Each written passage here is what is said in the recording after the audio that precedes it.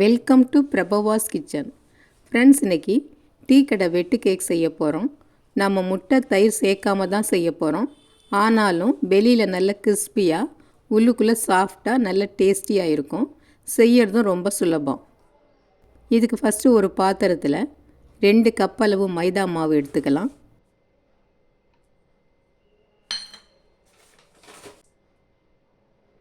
இதோட ரவை ஒரு 3 ஸ்பூன் அளவு சேர்த்துட்டு வறுத்த பச்சரிசி மாவு 2 ஸ்பூன் சேர்த்துக்கலாம். இந்த வறுத்த பச்சரிசி மாவு சேர்க்கறதுனால வெளியில் நல்ல கிறிஸ்பினஸ் கொஞ்சம் அதிகமாக கிடைக்கும். இப்போ இதில் தேவையான உப்பு சேர்த்துக்கலாம். அடுத்து ஆப்ப சோடா ஒரு 1/4 டீஸ்பூன் அளவில் சேர்த்துக்கலாம். இப்போ ஒரு அரை கப் அளவு சர்க்கரையை ஒரு மிக்சி கப்பில் போட்டு அதோட 2 ஏலக்காயும் சேர்த்து நைஸாக பொடி பண்ணிக்கலாம்.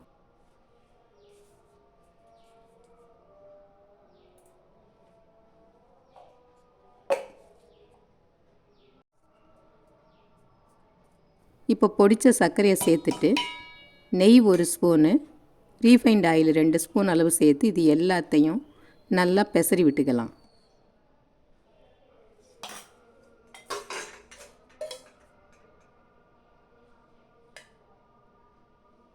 உப்பு, சோடா மாவு, நெய், எண்ணெய் எல்லா மாவுலையும் படுற மாதிரி ஃபஸ்ட்டு நல்லா பெசரி விட்டுட்டு அதுக்கப்புறம்தான் நம்ம தண்ணி ஊற்றி மாவை பிசையணும்.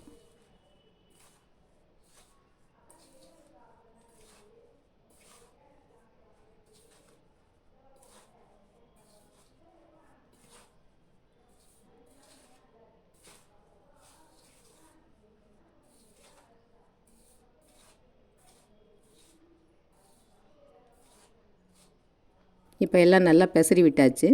இதுக்கப்புறம் நம்ம தண்ணியை கொஞ்சம் கொஞ்சமாக ஊற்றி மாவை பிசைஞ்சிக்கலாம்.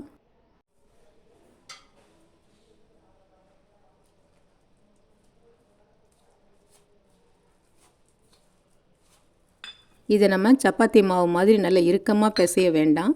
முட்டை சேர்த்துருந்தோம்னா அந்த மாதிரி சப்பாத்தி மாவு மாதிரி பிசைஞ்சு தேய்ச்சி சின்ன சின்ன க்யூபாக கட் பண்ணி போட்டுக்கலாம்.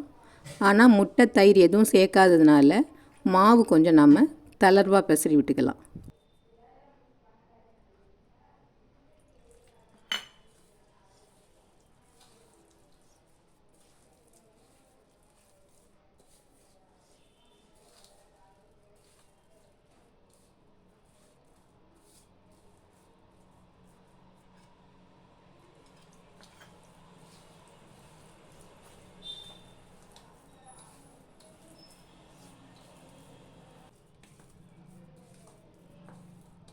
இப்போ பாருங்கள், இந்த அளவுக்கு தளர்வாக இருக்கணும், ஒரு பக்கோடா கிள்ளி போடுற பதத்தில்.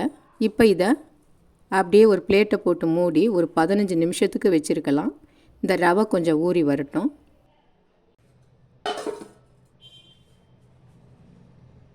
இப்போ 15 நிமிஷம் ஆயிடுச்சு.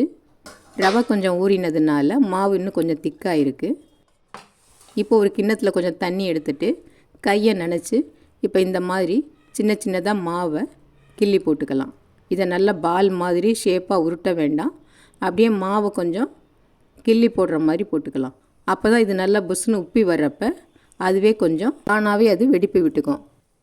இப்போ எண்ணெய் மீடியம் சூட்டில் தான் இருக்குது. ரொம்ப ஹீட்டாக இருந்துச்சுன்னா போட்ட உடனே நல்லா செவந்து போயிடும், அந்த வெடிப்பும் வராது. அதனால் மீடியம் ஹீட்டில் இருக்கிறப்பவே நாம் இந்த மாதிரி மாவு அள்ளி போட்டுக்கலாம்.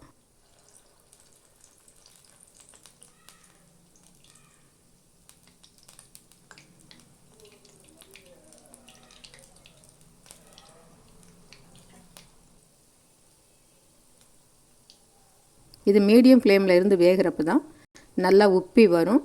லேசாக வெடிப்பு விட்டு உள்ளுக்குள்ளே நல்லா வெந்து வெளியிலையும் கிறிஸ்பியாக வரும்.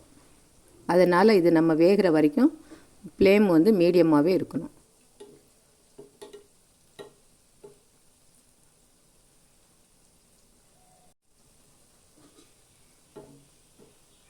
இப்போ பாருங்கள், நல்லா உப்பி வந்திருக்குது, லேசாக வெடிப்பு விட்டுருக்கு.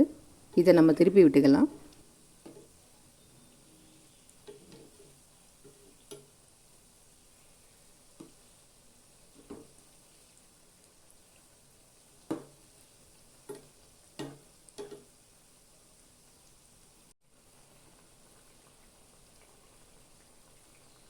இப்போ 2 பக்கம் நல்லா வெந்து வந்துடுச்சு. இதை எடுத்துடலாம்.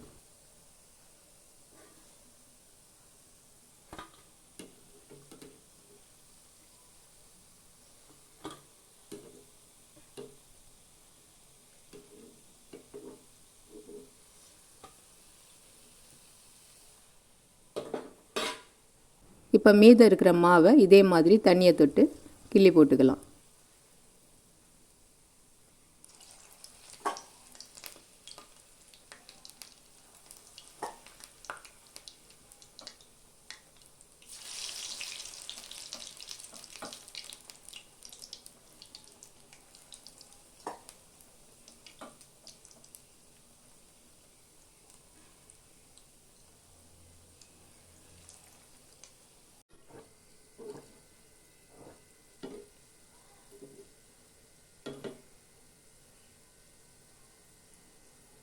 இது பாருங்கள், உடச்சி காமிக்கிறேன். நம்ம முதல்ல போட்ட வெட்டு கேக்கு எப்படி இருக்குதுன்னு பாருங்கள்.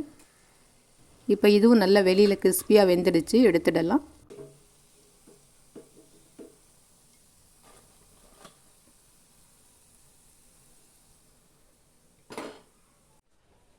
இப்போ எல்லா வெட்டு கேக்கும் செஞ்சு முடிச்சிட்டோம். வெளியில் கிறிஸ்பியாகவும் உள்ளுக்குள்ளே சாஃப்டாகவும் இருக்குது. இது செய்யறது ரொம்ப சுலபம். ஒரு அரை மணி நேரத்துக்குள்ளே ஈவினிங்கில் செஞ்சு முடிச்சிடலாம். நிறைய செஞ்சு ஸ்டோர் பண்ணி வச்சுக்கலாம் ஈவினிங் ஸ்நாக்ஸுக்கு. இந்த டிஷ்ஷு பிடிச்சிருந்ததுன்னா லைக் பண்ணுங்கள், ஷேர் பண்ணுங்கள், மறக்காமல் சப்ஸ்கிரைப் பண்ணுங்கள். நன்றி.